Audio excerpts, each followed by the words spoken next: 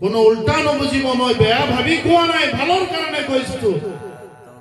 অলপ আগতে কৈ গৈছে আজি এই দুনিয়াত আছো, কালি আমি কোনো নাথাকিম। এনেকুৱা সময় আহি যাব না আপোনাৰ মুখেদি কোৱাৰ শক্তি থাকিব, না হাত লৰোৱাৰ শক্তি থাকিব, না ভৰি পাতৰ শক্তি থাকিব। সেই সময়ত আপোনাৰ কি অৱস্থা হ'ব মুমিন মুছলমান? সবৰ এদিন এনেকুৱা হাল হ'ব, সবৰ এদিন এনেকুৱা অৱস্থা হ'ব যে আপোনাৰ আখিৰি ওয়াক্ত আহি যাব, আপুনি আল্লাহৰ দৰবাৰত আফসোস কৰি থাকিব। কিন্তু আপোনাৰ আফসোস না দুনিয়াদাৰী শুনিব, না আল্লাহ ৰাব্বুল আলামিনে আপোনাৰ কথা মানিব। সেই সময়ৰ আফসোস কৰি কোনো লাভ নহ'ব।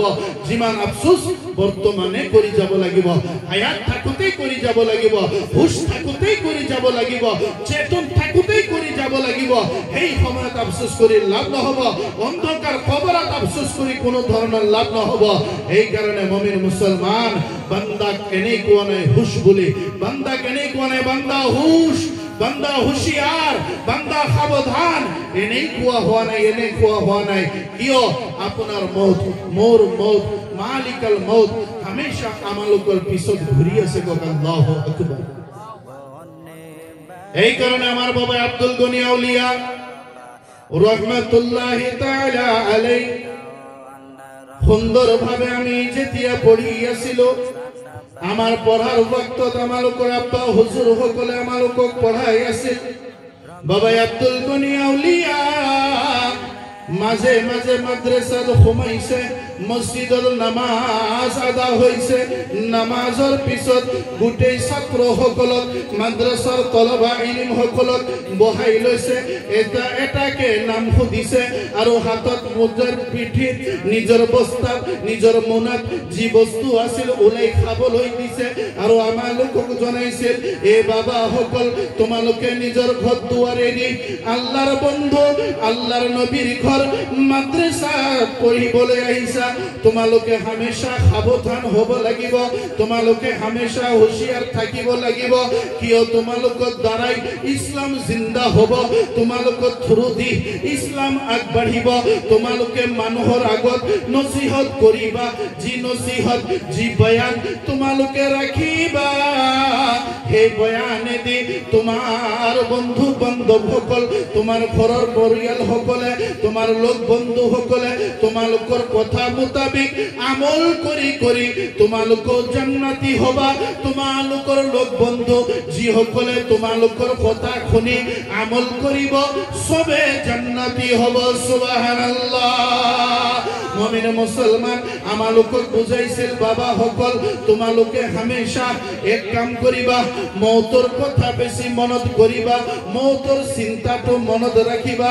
কিয়নো তোমাৰ বাবা গৈছে গুচি অহা নাই, তোমাৰ দাদা গৈছে ঘূৰি অহা নাই, তোমাৰ নানা গৈছে ঘূৰি অহা নাই, তোমাৰ ঘৰৰ পেহা পেহী গৈছে ঘূৰি অহা নাই, তোমাৰ বংশ পৰিয়াল গৈছে ঘূৰি অহা নাই। তুমি এদিন যাবা, তুমি নিশ্চয় ঘূৰিবা। কিন্তু তোমালোকে নাজানা, আজি খেল ধেমালিত জিন্দগী কটাই আছা, তোমালোকে বুজি নোপোৱা। আজি ধেমালি তেজকাৰীত তোমাৰ লাইফটো তুমি খেলি আছা, চেঞ্জকো ঘূৰি আছা। এই যে মালিকাল মৌত, যি মালিকাল মৌত হামেশা তোমালোকৰ পিছত ঘূৰি থাকে, সেই মালিকাল মৌত কোন মুহূৰ্তত কেতিয়া আহে কোনো ব্যক্তি গম নাপায়।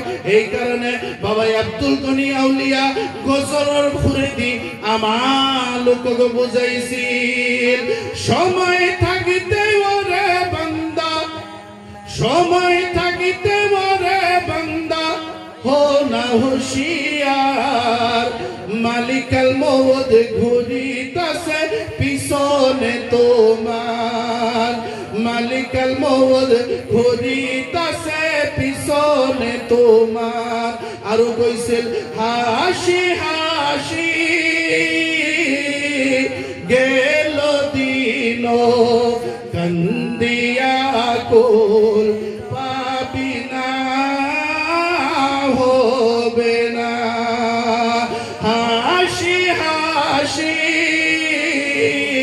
গেল দিন, কান্দিয়া কুল পাবি না, হবে না। আল্লাহ যেই দিন